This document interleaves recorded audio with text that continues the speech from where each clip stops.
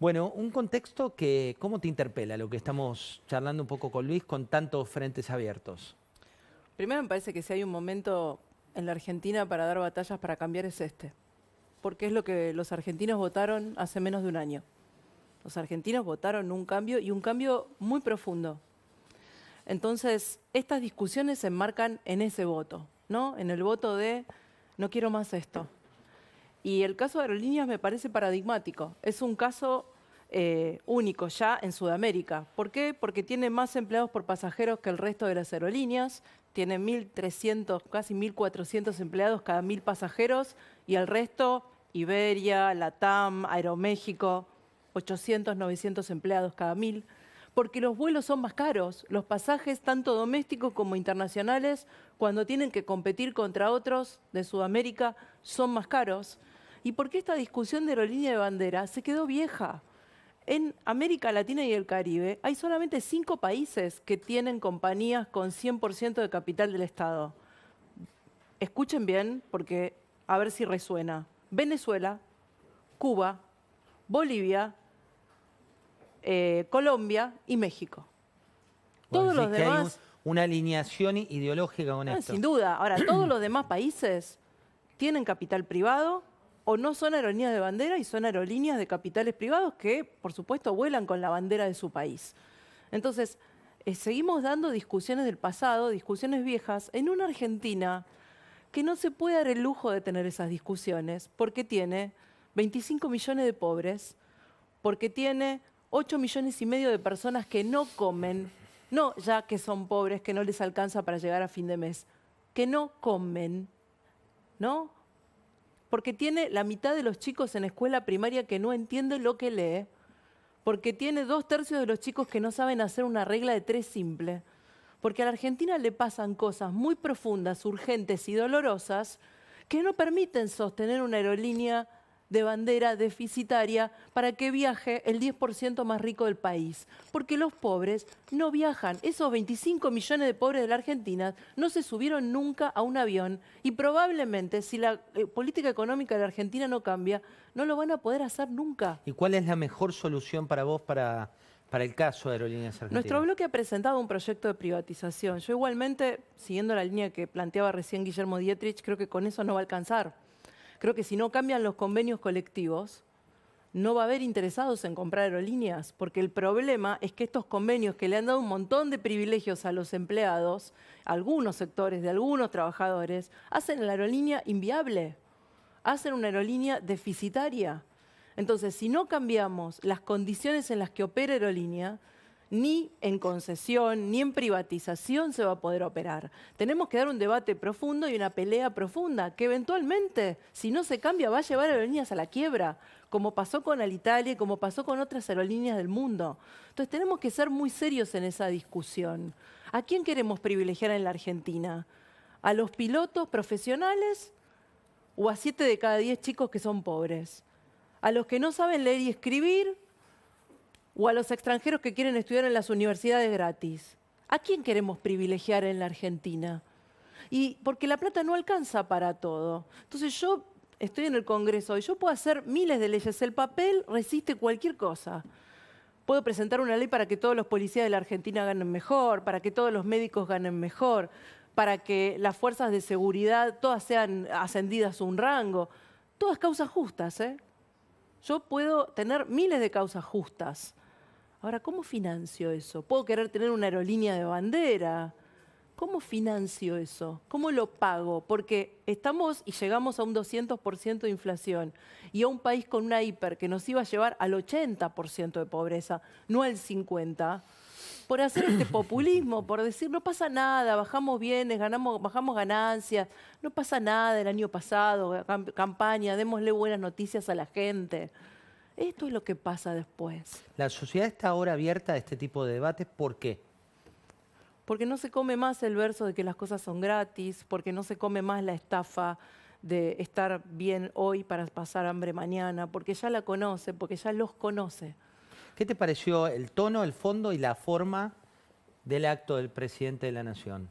Me pareció un acto partidario, con características partidarias, ¿no? A mí me gusta más opinar del presidente en tanto toma decisiones de gobierno que lo que dice en un discurso de un partido, ¿no? No estoy de acuerdo en líneas generales, y lo he dicho muchas veces, con la descalificación, con el discurso violento. No creo que esos tengan que ser nuestros valores como país. En eso no acuerdo con el presidente, pero me pareció un acto partidario. ¿Cuántos paros te hizo Baradel en la provincia? 62.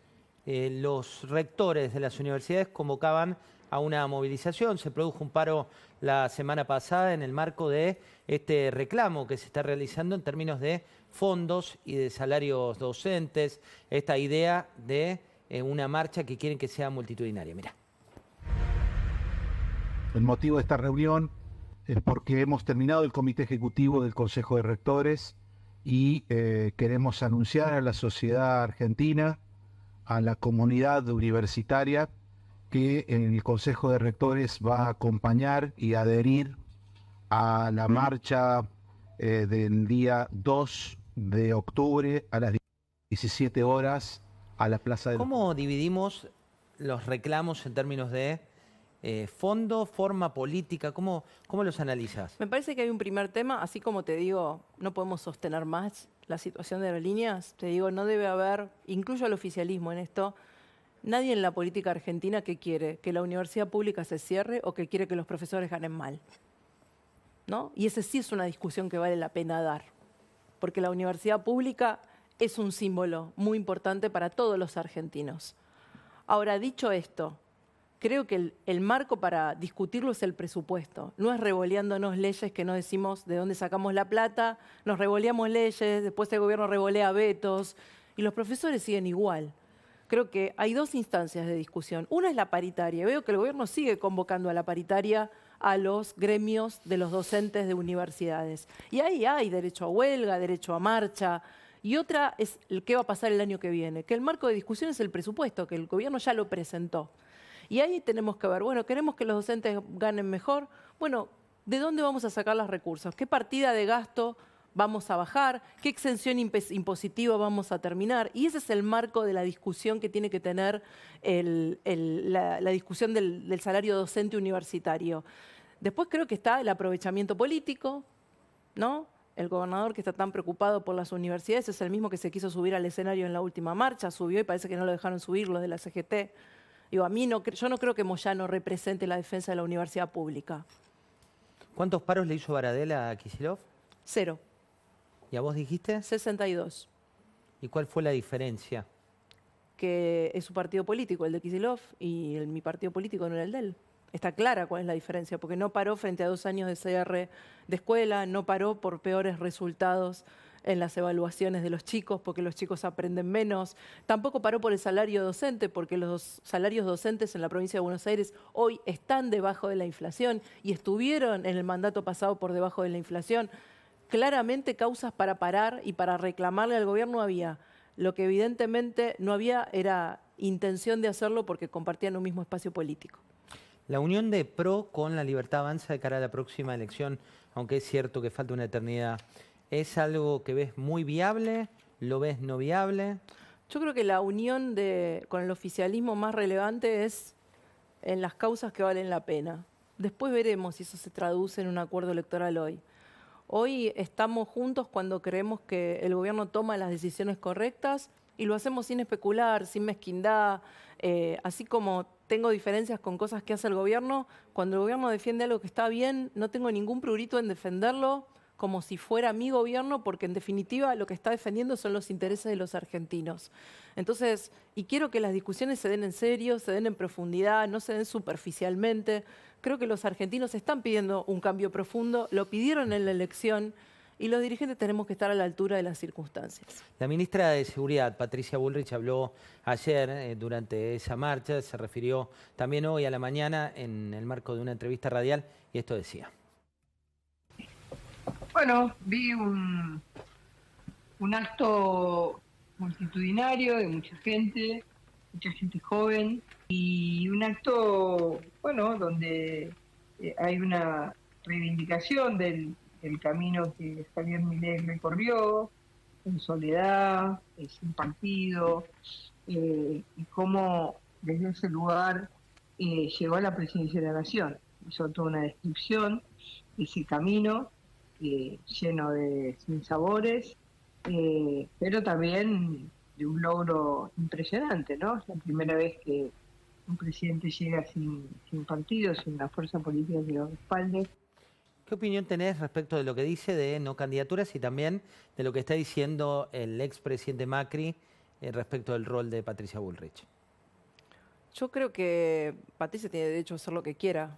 Es una dirigente política que tiene muchos años, puede ser candidata, puede ser ministra, si el presidente la convoca. Es una decisión personal de ella. Digo, ahora creo que dijo algo así, yo no la escuché hoy, como que el presidente decidía si ella era candidata, no era candidata, como que había un director técnico que... Me parece que está hablando como alguien que se siente parte de la Libertad Avanza más que del PRO, ¿no? Como que ya no es parte, bueno, ya Digamos, de hecho... creo, sí, ella sigue reivindicando su pertenencia al PRO, pero va a un acto partidario de la Libertad Avanza y si habla como parte de la Libertad Avanza, ¿no? Entiendo que se siente parte de ese espacio, dice que va a ser candidato o no, que hay un director técnico que imagino que hace alusión al presidente, no creo que haga alusión a Mauricio Macri, con lo cual da a entender que si el presidente decide, digo, el presidente no decide ni mi candidatura ni nadie del PRO, salvo que haya un acuerdo electoral, ¿no? Si el presidente hoy decide o el año que viene decide su candidatura es porque forma parte de la Libertad Avanza. Ayer el presidente fustigó a periodistas, fustigó también a algunos empresarios, habló de distintos sectores que considera castas y que dice que viene a derribar. ¿Qué opinión te genera? Primero creo que corrupción hay en todos lados. Hay en la política, hay en el periodismo, hay entre los empresarios. La corrupción lamentablemente no es solo patrimonio del Estado. Ahora, también creo que si uno conoce un hecho de corrupción como funcionario público está obligado a denunciarlo y que la generalización es injusta, porque es cierto que hay corrupción en el periodismo, pero no todos los periodistas, eso no hace que todos los periodistas sean corruptos. Y los periodistas son una defensa de la libertad de expresión en un país. Entonces creo que cuando se los ataca generalizadamente, se pone en cuestión la libertad de expresión. Y eso es un derecho que nosotros defendemos mucho desde el PRO, en el que creemos en el derecho de libertad de expresión. Es uno de los más importantes derechos. Así que no estoy de acuerdo con la generalización. Y si hay un hecho de corrupción, se va y se denuncia. Eso es lo que corresponde que un funcionario público haga. ¿Cómo imaginás tu futuro dentro de la política? Digamos, tenés mandato en el Congreso, pero ¿cuál es tu aspiración hoy? Hoy lo que más me entusiasma de todo lo que estoy haciendo, además de mi rol de diputada y de presidenta de la Fundación Pensar, que son los equipos técnicos del PRO, eso me entusiasma mucho porque es un espacio de generación de propuestas concretas, de estudio, de profundidad. También me emociona y me conmueve y me convoca mucho lo que estoy haciendo desde Fundación Hacemos, que es una fundación de 40 dirigentes más jóvenes que yo, eso me enorgullece mucho decirlo, que yo soy la más grande, en todo el país, que en 8 provincias estamos enseñándole a los chicos a leer y escribir, alfabetizando a los chicos, porque creo que esa es una causa urgente.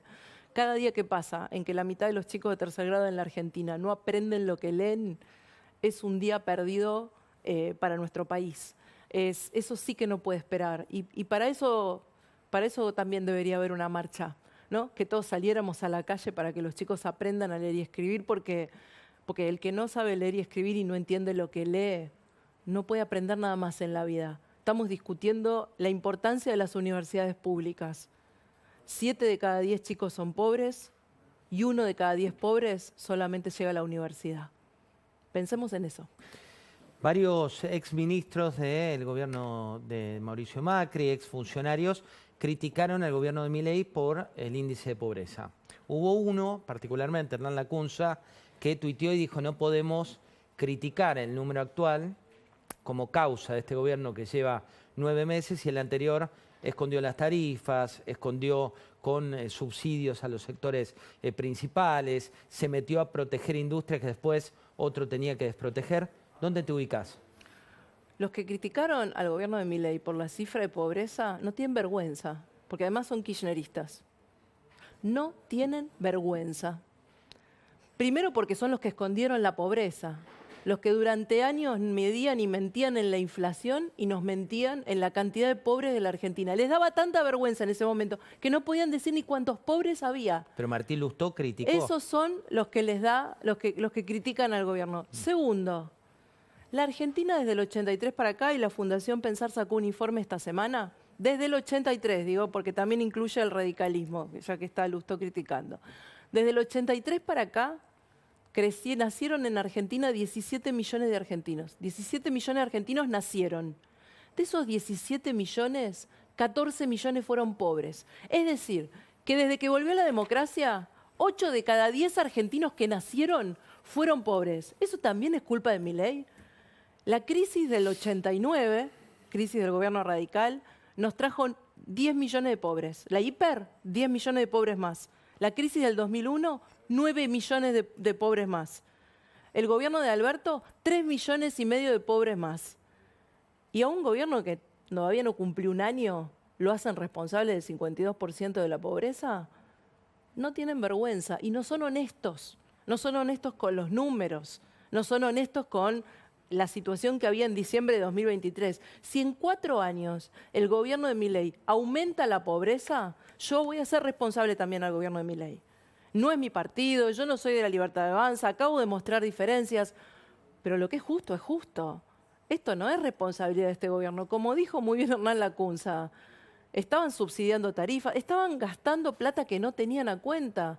La gente sabía que había un plan platita, que el festival de subsidios y de consumo del año pasado era mentira, que después lo íbamos a pagar caro y lo estamos pagando muy caro, teniendo que discutir el salario de los docentes universitarios. Ahí está el tuit, la pereza del debate público que atribuye consecuencias, pobreza, inflación, deuda, devaluación, recesión a causas contemporáneas, así se titula, en tal gobierno aumentó X la pobreza, la inflación, y después dice entonces, el que sincera paga el costo político y cuando regresa el antecesor vuelve a tener incentivos para gastar y emitir y pasarle la cuenta de pobres, inflación y devaluación al que sigue. Es un poco ese cuento en el cual el perro se muerde la cola. María Eugenia, muchísimas gracias por haber venido. Gracias a vos, un placer. Esto decía ayer el presidente.